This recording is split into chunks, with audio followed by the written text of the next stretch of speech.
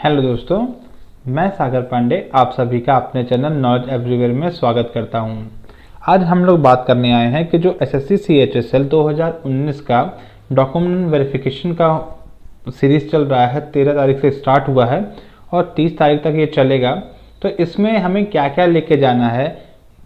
Admit card आ चुके हैं, आप देख लिए होंगे अपना। ये से मेरा एडमिट कार्ड है, तो मैं 2018 का डीवी दे चुका हूँ। उस हिसाब से मैं आपको बताऊंगा कि 2019 में आपको क्या क्या लेके जाना है, कैसे होता है डीवी। आपके जितने भी डाउट्स हैं वो मैं सारे के सारे इसमें क्लियर करूंगा। तो मेरे साथ बने रहिए और मेरे चैनल को लाइक करिए, शेयर करिए, सब्सक्राइब करिए, ताकि मैं ऐसे और भी वीडियोस, इन्फॉर्मेटिव वीडियोस आपके लिए लाता रहूं। तो सबसे पहली बात मैं आपसे करता हूं कि डॉक्यूमेंट वेरिफिकेशन में जाते समय आपको सबसे पहली चीज़ ये होता है कि आपको एक एडमिट कार्ड मिलता है, जो कि आपको सबको पता होगा कि एक एडमिट कार्ड आता है। ये एडमिट कार्ड मेनली 5 पन्ने का होता है, जिसमें क्या होता है कि पहला पन्ना आपका इन्फॉर्मेशन होता है। उसके बाद धीरे धीरे ये सब जो आपके दस्तावेज के बारे में होता है वो लिखा होता है। उसके बाद क्या होता है, एक पोस्ट प्रेफरेंस फॉर्म होता है। उसके बाद फिर वो उसको भरने का तरीका होता है। मैं पूरा बताता हूँ आपको, पहले देखिए। सबसे पहले क्या होता है कि आप वहाँ पहुँचते हैं। वहाँ पहुँचने के बाद आपको एक मतलब कह सकते हैं कि एक टाइम लूप दिया जाता है, टाइम स्लॉट दिया जाता है, जिसमें आप जाके आप अपना करेंगे।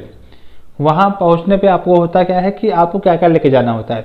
सबसे पहली चीज़ आपका एडमिट कार्ड। ये पूरा एडमिट कार्ड आपको लेके जाना होता है। अगर आप ये सब छोड़ भी दें तो कोई दिक्कत नहीं, लेकिन कम से कम पहला पन्ना, उसके बाद ये पोस्ट प्रेफरेंस फॉर्म, उसके बाद ये कोविड वाला, ये लेके आपको जाना होता है। तो अब क्या है, आप वहाँ पहुँचेंगे तो सबसे पहली चीज़ क्या करेंगे कि आपने सीएचएसएल के फॉर्म में आपने क्या होता है कि एक हाई स्कूल का मार्कशीट और सर्टिफिकेट ये लेके जाना है। इंटर का मार्कशीट और सर्टिफिकेट ये लेके जाना है। आधार कार्ड अगर नहीं है तो कोई भी आईडी प्रूफ चलेगा, पर आधार कार्ड मेनली वो लोग मांगते हैं, तो आधार कार्ड आप लेके जाइए। उसके बाद जो आपका सर्टिफिकेट है, जैसे कास्ट सर्टिफिकेट है, आप ओबीसी हैं तो ओबीसी का कास्ट सर्टिफिकेट, एससी एसटी हैं तो एससी एसटी का कास्ट सर्टिफिकेट क्रूशियल डेट के पहले का, और ईडब्ल्यूएस हैं तो वो भी क्रूशियल डेट के पहले का वो ईडब्ल्यू सर्टिफिकेट आपके पास होना ही चाहिए। अच्छा, ईडब्ल्यूएस वालों के लिए क्या होता है कि फाइनेंशियल ईयर देखते हैं। अगर आप 2020 का फॉर्म भरे हैं तो फाइनेंशियल ईयर आपका 18-19 का होना चाहिए, मतलब 1 साल पहले का फाइनेंशियल ईयर वो लोग उसमें देखते हैं। आप देखे होंगे जो आपको सर्टिफिकेट है उसमें एक फाइनेंशियल ईयर लिखा रहता है, वो लोग वो चेक करते हैं। उसके बाद क्या लेके जाना है, आपको 3 फोटो लेके जाना है। मेनली मैं आपको सजेस्ट करूँगा 5 लेके जाइएगा, पर 3 फोटो इस पर मांगते हैं आप लोग से। तो आपके पास फोटो हो गया, एक आईडी प्रूफ हो गई, एक आपका कास्ट सर्टिफिकेट हो गया, और जो लोग एनओसी लेके जाते हैं उनको अपना एनओसी का ओरिजिनल और फोटोकॉपी दोनों लेके जाना होता है। और उसके बाद आपका इंटर हो गया, हाई स्कूल का मार्कशीट, इतना ही आपको लेके जाना होता है और कुछ लेके नहीं जाना होता है।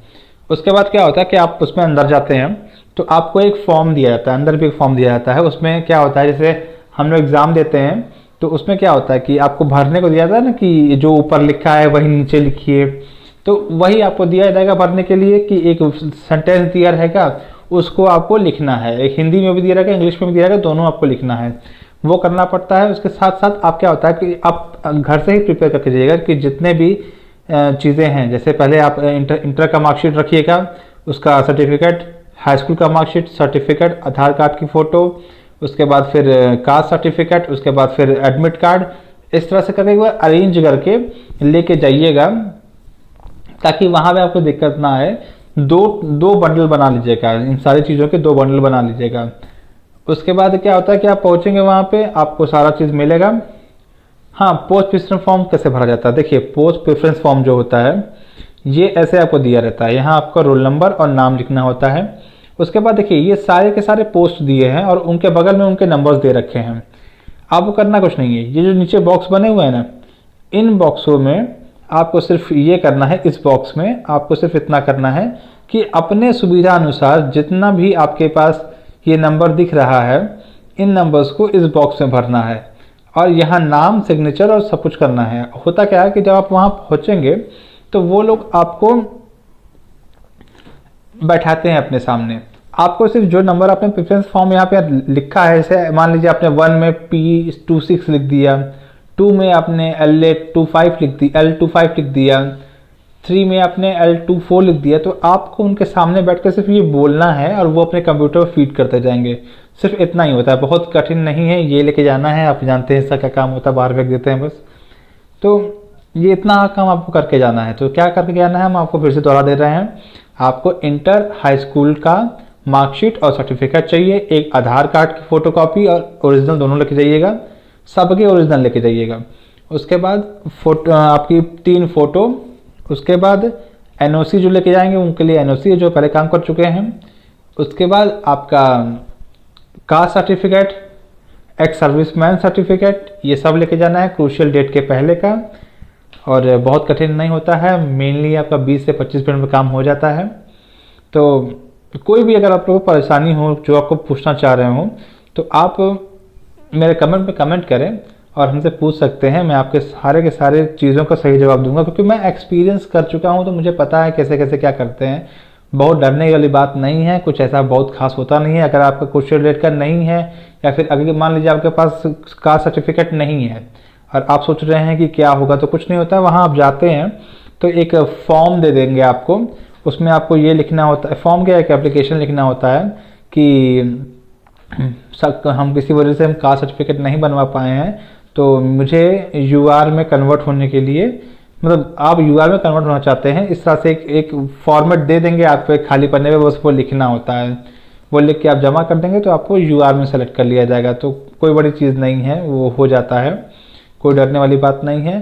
और अगर आपके पास कुछ सर्टिफिकेट मान लीजिए पहले का डेट का है या बाद के डेट का है, लेकिन आपके पास सर्टिफिकेट है, आप ले जाना भूल गए हैं, तो वहाँ प्रोविज़न भी मिलता है। प्रोविज़न क्या होता है कि आप वहाँ पे आपको दे दिया जाएगा फॉर्म और कहा जाएगा कि आप जब डिपार्टमेंट में आप जाएंगे तो वहाँ जब दोबारा आपका डीवी होगा तो आपको वहाँ दिखाना है, शो करना पड़ेगा। तो बस और कुछ नहीं है, इतना ही आज के वीडियो में। कोई भी दिक्कत हो आप कमेंट में कमेंट करें, मैं आपके सारे प्रॉब्लम को सॉल्व करूँगा। Thank you.